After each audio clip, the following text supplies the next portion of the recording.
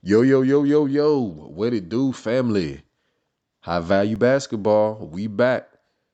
Be sure to hit that like button. Be sure to hit that subscribe button. Be sure to go ahead and share that good video.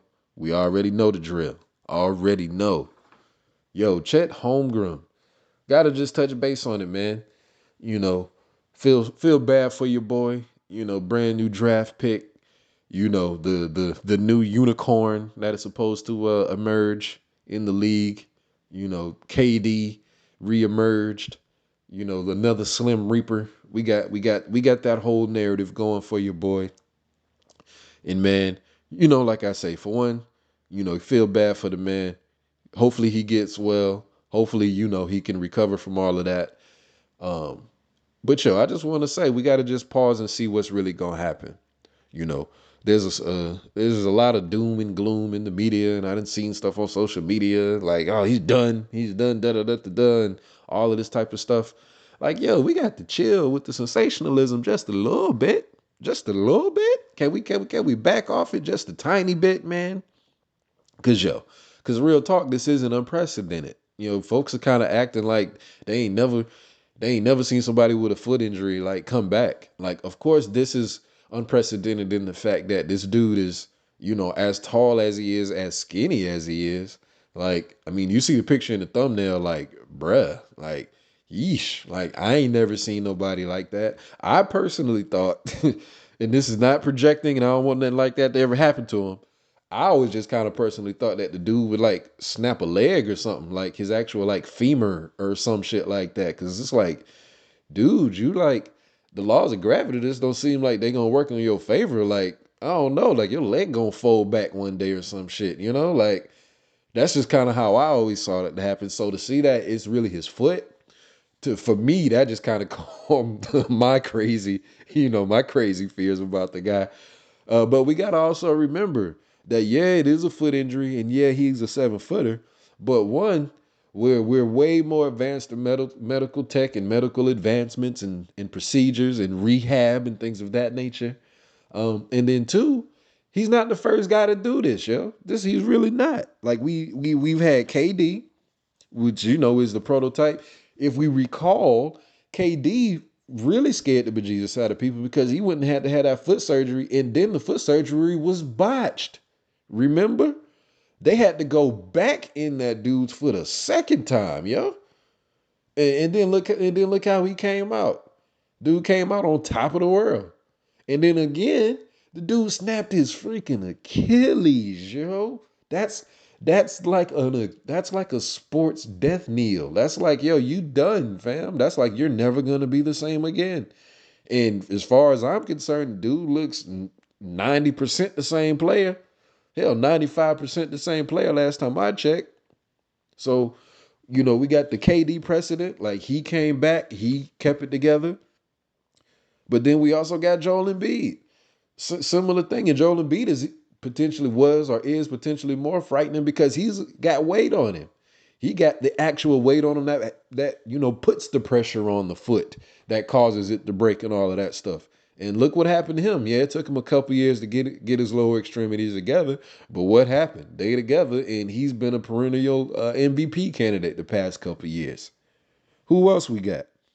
Think about it. Blake Griffin. Blake Griffin freaking, messed up his lower extremities, and he had to sit out his whole first year. And then look what happened when he came out and played. He got Rookie of the Year. And that whole controversy of is he actually a rookie? Should he have won it? Da da da da da da da. And all of those lower extremity problems in the beginning, those darn sure didn't hurt his leaping ability. Because I mean, we have the Blake Griffin highlight tapes on YouTube to prove it, right? It wasn't until later in his career when the dude messed his knee up. And it wasn't just the fact that he messed his knee up, it was the fact that he tried to play through it and tore it up more. Like that's the type of precedent that we have here, yo. So we gotta chill with saying, Chet is done. He's never gonna make it. He'll never be a star now. All of that. We just gotta wait and see. We really just have to wait and see. And then the other thing too is though, we really got to do a commentary and we really got to just check into like the style of NBA recruiting of the monkey see, monkey do kind of recruitment style. Like, I mean, of course, there's always going to be an element of that. So it's never, kind of really never going to go away. There's always going to, you know, no, let me not say that. They kind of do actually fall back after a while after new precedents are set. Because, after we had Jordan, it was always who's the next Jordan? Who's the next Jordan? They threw that on Grant Hill. They threw that on Kobe, of course. They threw that on Isaiah Ryder. Um, who else? Like a handful of players in the 90s. And that same who's the next Jordan, who's the next Jordan didn't get shut up until really LeBron emerged. And when he emerged, he showed a completely different play style and a completely different approach to the game. And once that finally, came into the league, people stopped looking for the next Jordan. But then what happened? KD showed up, and he was the NBA unicorn thing, the 7-footer with the shooting and all of that type of stuff. And then it shifted the whole narrative to like looking for NBA unicorns. And this whole NBA unicorn thing, this is where I think the monkey see monkey do era, this era of recruitment really, not say, needs to stop, but they really need to back off on trying to find players to replicate other players and try to start looking for other folk. Because to me, in my opinion, I don't really believe that the NBA unicorn is a sustainable thing. I don't think the NBA unicorn of this hyper mobile, hyper dribble focused 7-foot wing shooting player is really a sustainable human model.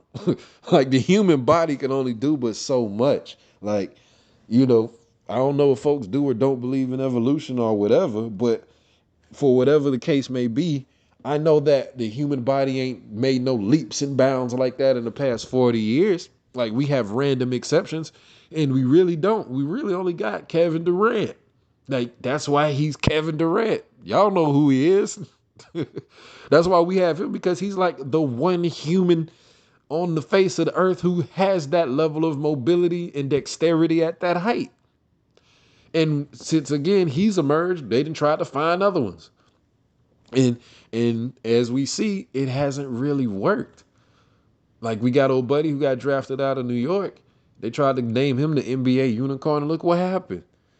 His extremities, his lower extremities are all messed up. And look at his play style. He really ain't that mobile. He really can't move around that much. And his play style being perimeter oriented, basically trying to force the fact that he's huge as heck and somehow not playing at the block and playing on the wing. As we have seen, it is not very productive, yo. Because his body type doesn't match his play style. Or his play style don't match his body type. He busy trying to, hezzy dribble shoot, when really he should be learning to get his feet work together like Hakeem and playing in the wing. I mean, not the wing, playing in the block. Trying to figure out to play a little bit more like Giannis. Not to say you got to be aggressive, hyper aggressive, but Giannis is more of a to the basket player. Yeah, he may start at the wing and drive to the basket, but he is a near the basket oriented style of player. Because look at his body type. His body type really dictates his game. And so we're in this kind of weird era where we're like so focused on players being able to shoot, so focused on, players really trying to, be around the perimeter and all of this type of stuff and dribbling all up and down the court. Yo, the human body ain't really made for that if you at that height. Like, we really just got to give that crap up. Like, of course, if there's a Victor Wembanyama type player and like that's a legit like once in a generation type thing, of course. But that's why they're once in a generation type players. We got to stop trying to force these play styles and these coaching systems when these kids are growing up to be just one dimensional perimeter style players. Like, there's different ways of playing. Like, we gotta when we're bringing these kids up, of course teach them how to shoot. Shooting is extremely valuable. Of course teach them how to be triple threat. You got to be able to put yourself in a position to dribble, pass, or shoot.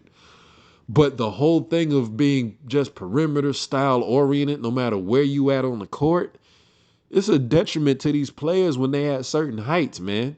Because they detriments to their team. Because instead of they big ass being down low, they way at the wing, so there ain't no protection. They're not contributing at the highest level because they're not maximizing their God-given ability of just being big because they want to play outside. They're injuring themselves because they're running all over the place instead of being a little less mobile.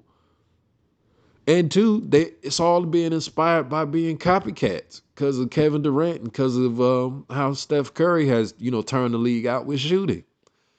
So we got to get back to the helping players, like especially kids coming up, as they're maturing, helping them maximize their own innate skill set, their own innate ability to see the game, their innate play style of play, their own innate personality on the court, man. These players will get way more out of themselves if we stick to that motif instead of trying to force everybody to be a gosh daggone 7 foot Stephen Curry, to be a gosh daggone Kevin Durant replication, man. We're not doing these cats any true service because as soon as they get here, they get injured.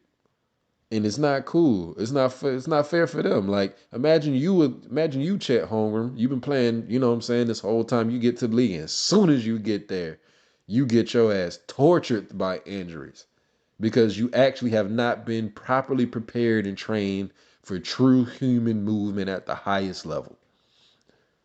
So yeah, we got to back off on this whole NBA unicorn motif because I personally don't think they exist. I think a unicorn exists, like how the thing actually is. Like that's why it's called a unicorn because it doesn't exist. Like that's why we got Kevin Durant, and that's why he is who he is. And we got to leave off trying to replicate this shit and get players to just being exactly who they are. If you 7 foot tall, the vast majority of your skills need to be oriented around the rim. Not because you quote unquote can't shoot and it's not a necessarily viable skill, but for the longevity of your body. Get your ass by the rim, man. Damn. High value basketball. Like, share, subscribe. You know the drill.